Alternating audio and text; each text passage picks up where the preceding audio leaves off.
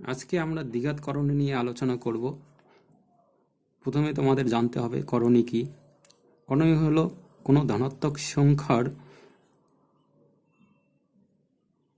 মূল যদি অমূলত বা অপরিমেয় হয়, তবে সেই অপরিমেয় মূল বা অমূলত মূলকেই আমরা করণী বলি।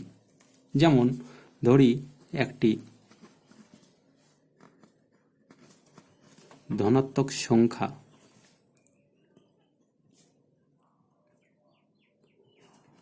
সংখ্যা এ, তাহলে এ এর বর্গমূল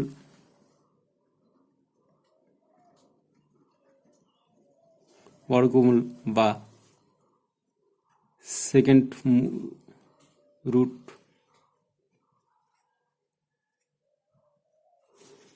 কি হবে? Root over a. অনুরূপে এ এর ঘনমূল বা থার্ড রুট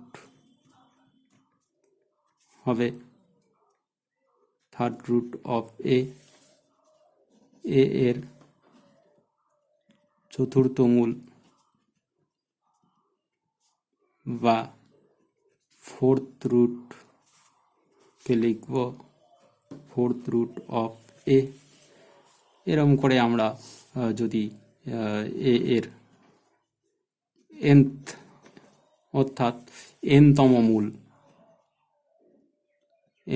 মূল লিখি, সেটাকে আমরা nth রুট অফ এ এইভাবে লিখব।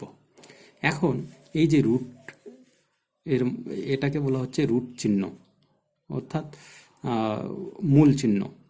এই মূলের নিচে কি বসাতে হয়? যে সংখ্যাটার আমরা মূল বের করব সেই সংখ্যাটাকে এখানে বসাতে হয়। আর কততম মূল বের করব সেই মূলের ক্রমটাকে এখানে লিখতে হয়। এখানে ফোর্থ রুট অর্থাৎ 4তম মূল বের করছি, এখানে থার্ড রুট 3তম মূল করছি, আর এখানে সেকেন্ড রুটটাকে এখানে 2 লিখতে হয় না, শুধু রুট ওভার চিহ্ন দিলেই চলে। তো এই সংখ্যাটা যদি অমূলত সংখ্যা হয় তখন সেটাকে আমরা বলবো করণী। এখন দ্বিঘাত করণী কাকে বলে? তার আগে বলি করণী যেমন এই √2, √3, ফোর্থ রুট অফ 2,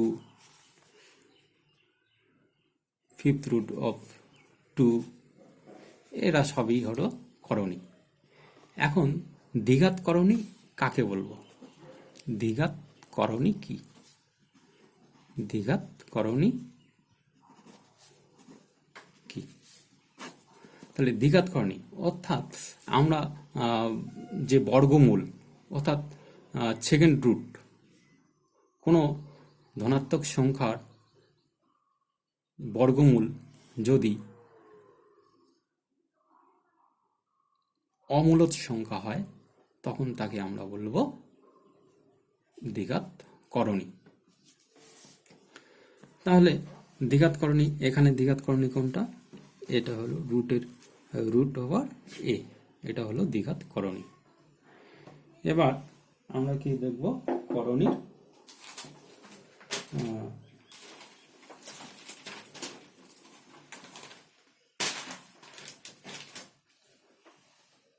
আচ্ছা, এখানে তোমাদের একটা কথা বলে রাখি, তোমরা আগেও জানো বাস্তব সংখ্যা কাকে বলে এবং মূলত সংখ্যা এবং অমূলত সংখ্যা কাকে বলে, সেটা তোমরা জানো। তবু আরেকবার বলছি, মূলত সংখ্যা এবং অমূলত সংখ্যা কাকে বলে। তাহলে আমরা বাস্তব সংখ্যাগুলোকে 2 ভাগে ভাগ করি। বাস্তব সংখ্যাকে 2 ভাগে ভাগ করি।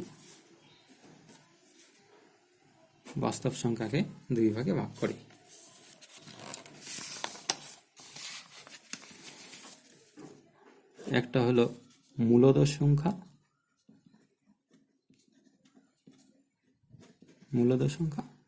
আর একটা হলো অমূলদ সংখ্যা, অমূলদ সংখ্যা। তাহলে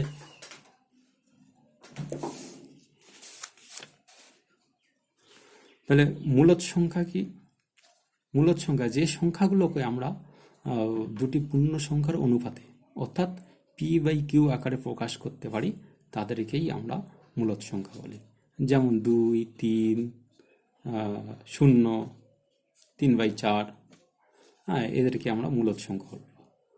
তার কারণ 2কে আমরা এভাবে লিখতে পারি 2/1, 3কে লিখতে পারি 3/1, অর্থাৎ p/q আকারে লিখতে পারছি। 0কে আমরা 0/1 এভাবে লিখতে পারি, অর্থাৎ p/q আকার পাচ্ছি। তাহলে এটা হলো মূলদ সংখ্যা, এরা হলো কি মূলদ সংখ্যা। আর অমূলদ সংখ্যা কি? যেই সংখ্যাগুলোকে আমরা p/q আকারে প্রকাশ করতে পারবো না, p/q আকারে প্রকাশ করতে পারবো না, সেগুলোকেই আমরা বলছি অমূলদ সংখ্যা। এই যেমন একটা সংখ্যা 2 এর পরে দিলাম ধরো 0, 1, 3, 4, 5, এরকম অসংখ্য সংখ্যা দিলাম। এখানে আমরা পি এর জায়গায় যদি এই দশমিক ছাড়া এই সংখ্যাটাকে লিখি, কত লিখবো আমরা সেটা লিখে শেষ করতে পারবো না। এবং কিউ এর জায়গাও আমরা 1-এর পরে কয় ঘর শূন্য দেব সেটাও আমরা বুঝতে পারছি না।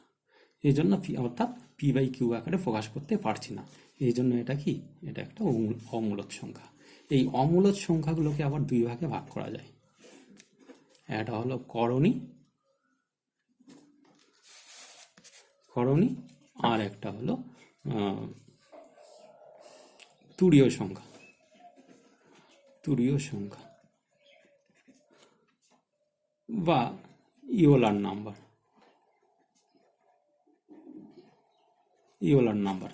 যেমন করণী হলো √2 এর মান আমরা জানি 1.141, এরকম। √3 এর মানটা হলো, যাই হোক, √3 এর মান এরকম 1.732, হ্যাঁ, আরো ডট আরো আছে।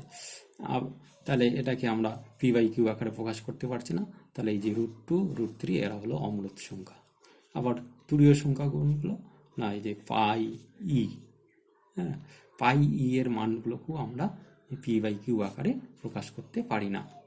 তাহলে এই পাই এর মানটা বলি, পাই এর মানটা হলো 3.1415, হ্যাঁ, আবার কিছু সংখ্যা আছে এদিকে, তাহলে অসংখ্য সংখ্যা আছে।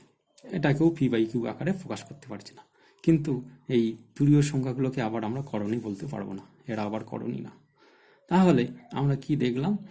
যে এই করণী মানেই অমূলদ সংখ্যা, কিন্তু অমূলদ সংখ্যাগুলো সবই করণী না। তাহলে আমরা বলতে পারি সব করণী অমূলদ সংখ্যা, কিন্তু সব অমূলদ সংখ্যাই করণী নয়। যেমন সব আমই ফল, কিন্তু সব ফলেই আম নয়। তো এখন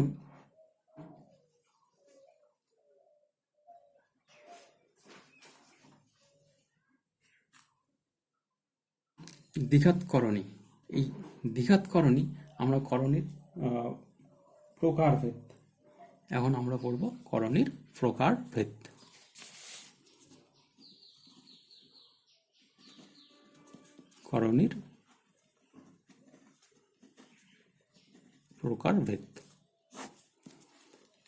করণীর প্রকারভেদ, সরল করণী। সরল করণী কাকে বলে? তাহলে এক পদ বিশিষ্ট করণীগুলোকেই সরল করণী বলে। তাহলে এক পদ বিশিষ্ট করণী কোনগুলো? যেমন 3√2, 4√3, √5, এরা হলো এক পদ বিশিষ্ট করণী, এদেরকেই আমরা বলবো সরল করণী। এরপরে হলো যৌগিক করণী, করণী। যৌগিক করণী কাকে বলবো? যেসব করণীর মধ্যে দুই বা তার বেশি পদ থাকে তাকে আমরা যৌগিক করণী বলি। এই যৌগিক করণীর মধ্যে একটা মূলদ সংখ্যার সঙ্গে করণীযুক্ত পদ যোগ বা বিয়োগ হয়ে থাকতে পারে, অথবা একটি করণীর সঙ্গে আর একটি করণী যোগ বা বিয়োগ হয়ে থাকতে পারে। তাহলে এইভাবে যদি আমরা প্রকাশ করি তাহলে এই যে এটা সম্পূর্ণটাই একটা করণী, এটা সম্পূর্ণটা একটা করণী, তাহলে এভাবে যে করণীগুলো প্রকাশ পায় সেগুলোকে আমরা বলি যৌগিক করণী।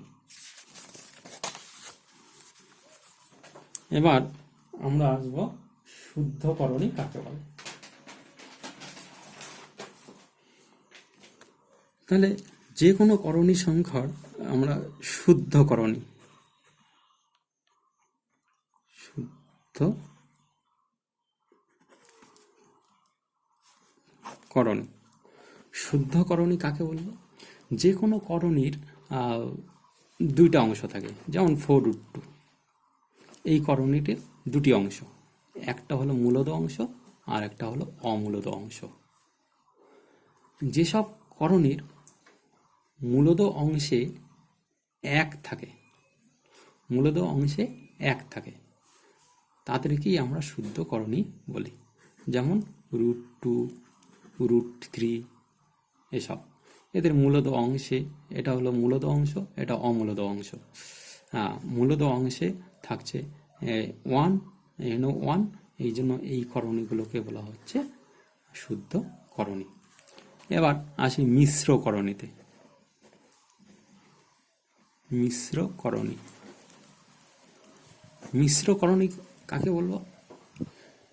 যেসব সরল করণীতে এক পদ বিশিষ্ট সরল করণীর মধ্যে মূলদ অংশে এক ছাড়া অন্য সংখ্যা থাকে, মূলদ অংশে এক ছাড়া অন্য সংখ্যা থাকে, সেগুলোকে আমরা বলি মিশ্র করণী। যেমন 4√3, 2√5, এখানে মূলদ অংশ 2 আছে, এখানে মূলদ অংশে 4 আছে, তাহলে মূলদ অংশে এখানে এক ছাড়া অন্য সংখ্যা আছে, এই জন্য এরা কি মিশ্র করণী। এবার আসি সদৃশ করণী।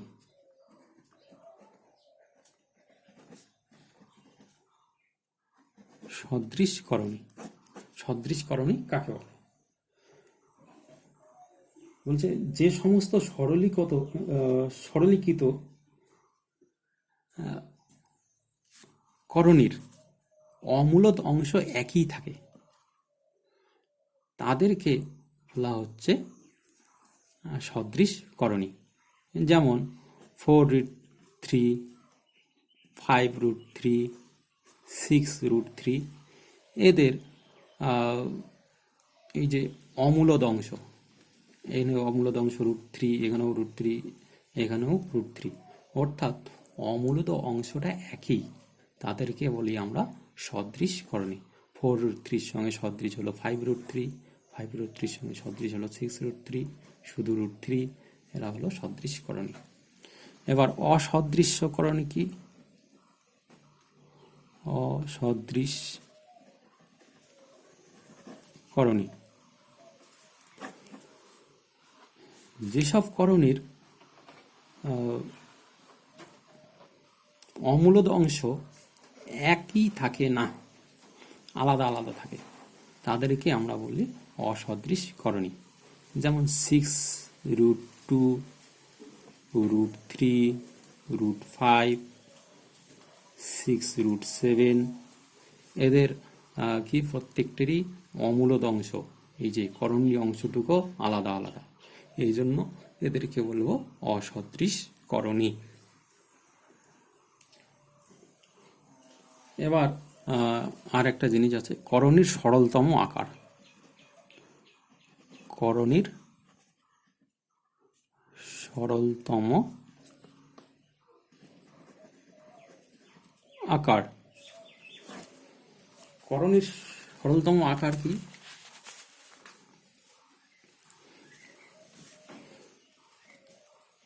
বলছে করণীর মূল চিহ্নের ভিতর থেকে যদি কোনো উৎপাদককে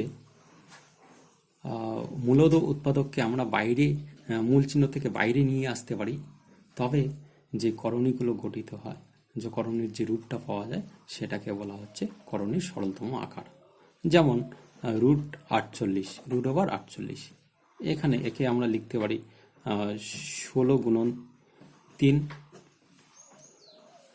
তাহলে 16-র বর্গমূল আমরা পাবো 4√3। তাহলে আমরা 16 থেকে যে উৎপাদক 16 একটা উৎপাদক, 3ও একটা উৎপাদক, এই 16 হলো কি একটা মূলদ সংখ্যা।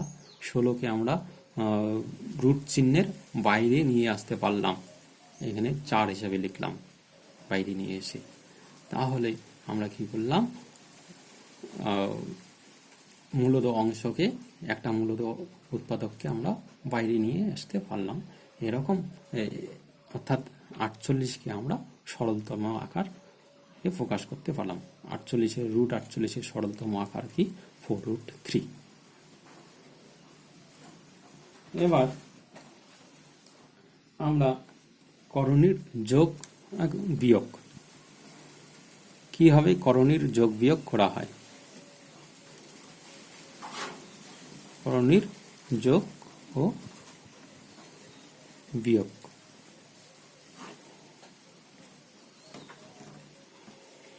করণীর যোগ ও বিয়োগ, তাহলে করণীর যোগ এবং বিয়োগ করতে গেলে করণীকে প্রথমে সরলতম আকারে প্রকাশ করতে হবে। এরপরে সদৃশ করণীগুলোকে, করণীর মূলদ অংশটাকে যোগ বা বিয়োগ করে যোগ বা বিয়োগের ডান পাশে করণীয় অংশটিকে বা অমূলদ অংশটিকে বসিয়ে যোগফল বা বিয়োগফলকে প্রকাশ করতে হয়। যেমন √16 প্লাস √12, একে আমরা যোগ করব। তাহলে একে আমরা সরলতম আকারে প্রকাশ করব।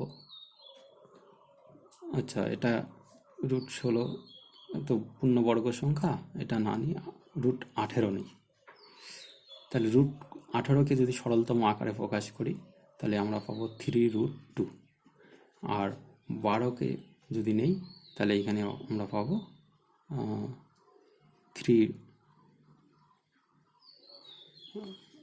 2√3। তাহলে এখানে আমরা দেখতেছি সরলতম আকারে নিয়ে আসলাম, এখানে অসদৃশ √2 √3 আছে, এটা অসদৃশ করণী। তাহলে অসদৃশ করণীকে আমরা যোগ করতে পারবো না। যদি সদৃশ হতো তাহলে আমরা যোগ করতে পারতাম, মূলদ অংশগুলো যোগ করতে পারতাম।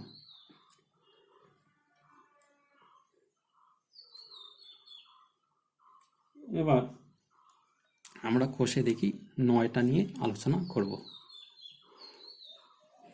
কোষে দেখি 9.1 এটা নিয়ে আলোচনা করব।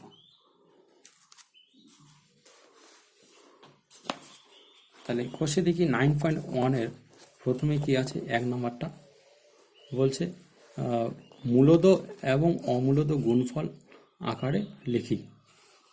তাহলে আমরা 1 নম্বরে কি আছে, 175। তাহলে 1-এর 1, একে √175।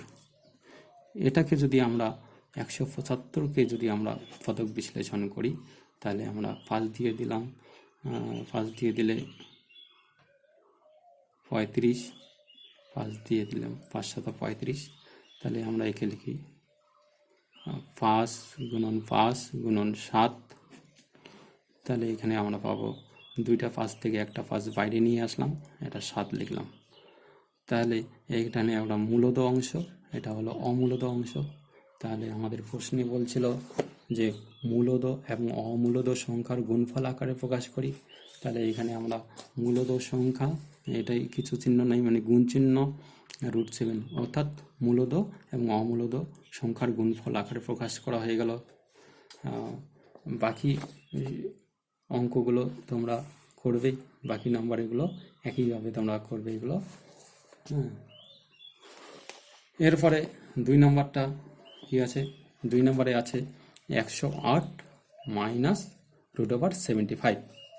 √108 মাইনাস √175 ইজ ইকুয়াল টু √3। হ্যাঁ, এটা একটু দেখাই তোমাদেরকে।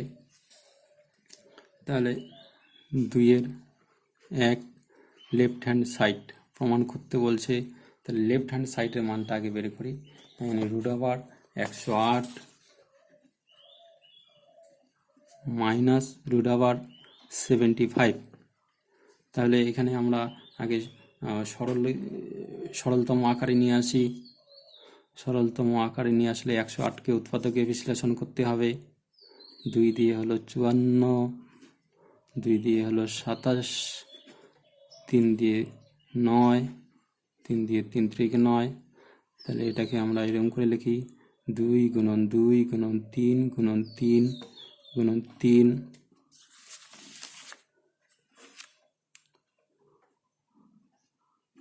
মাইনাস, আচ্ছা 75-কে আমরা একেবারে 25 গুণন 3 এভাবে লিখি। তাহলে এই 2টা 2 থেকে একটা 2 বাইরে নিয়ে আসলাম, 3টা 3 থেকে একটা 3কে √ওভার চিহ্নের বাইরে নিয়ে আসলাম, রুটের মধ্যে 3 থাকলো, মাইনাস 25, 25-এর বর্গমূলকে 5, 5কে বাইরে নিয়ে আসলাম, রুটের মধ্যে 3 লিখলাম। এবার এখানে 3 দুনি 6 √3 মাইনাস 5 √3। করণীর যোগ বিয়োগের সময় বলেছি আমি এখানে বিয়োগ করতে হবে। তাহলে মূলত সদৃশকরণী যেহেতু আমরা পেলাম, তাহলে মূলত অংশ থেকে মূলত অংশ বিয়োগ করে নিতে হবে, অর্থাৎ 6 থেকে 5 বিয়োগ করতে হবে। 6 থেকে 5 বিয়োগ করলে আমরা কত পাবো? 1। তাহলে 1কে আমরা এখানে, যেহেতু এটা গুণফল আকারে থাকে, 1কে √3 সামনে না লিখলেও চলবে, অর্থাৎ আমরা right hand side is equal to right hand side proved. হ্যাঁ, এটা প্রমাণিত হলো। বাকি অঙ্কগুলো তোমরা এইভাবেই করতে পারবে। এবার 4 নম্বরেরটাও করতে পারবে এইভাবে, সরলতম মান নির্ণয় করি। তাহলে তোমরা প্রথমে এটাকে সরলতম আকারে পরিণত করবো, √18কে সরলতম আকারে, √27কে সরলতম আকারে, একেও সরলতম আকারে প্রকাশ করে আমাদের কি করতে হবে? সদৃশকরণগুলোর মূলত অংশ যোগ বিয়োগ করলেই আমরা এর মানটা পারবো। এরপরে কি বলছে? √5 প্লাস √3 এর সঙ্গে কত যোগ করলে 2√5 হবে। আমরা এটা প্রথমে লিখব 2√5 থেকে একে বিয়োগ করে দিলেই বের হয়ে যাবে। এরকম করে এর থেকে কত বিয়োগ করলে বিয়োগফল এত হবে।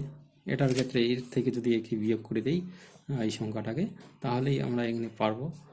তোমরা এগুলো চেষ্টা করবে, আর যদি অসুবিধা হয় কমেন্ট করে আমাকে লিখবে তোমরা। ঠিক আছে, আজকে আপাতত এইটুকুই থাক। পরের দিন আমরা 9.2 নিয়ে আলোচনা করব। সেখানে করণীর গুণ ভাগ ইত্যাদি নিয়ে আলোচনা হবে। ঠিক আছে।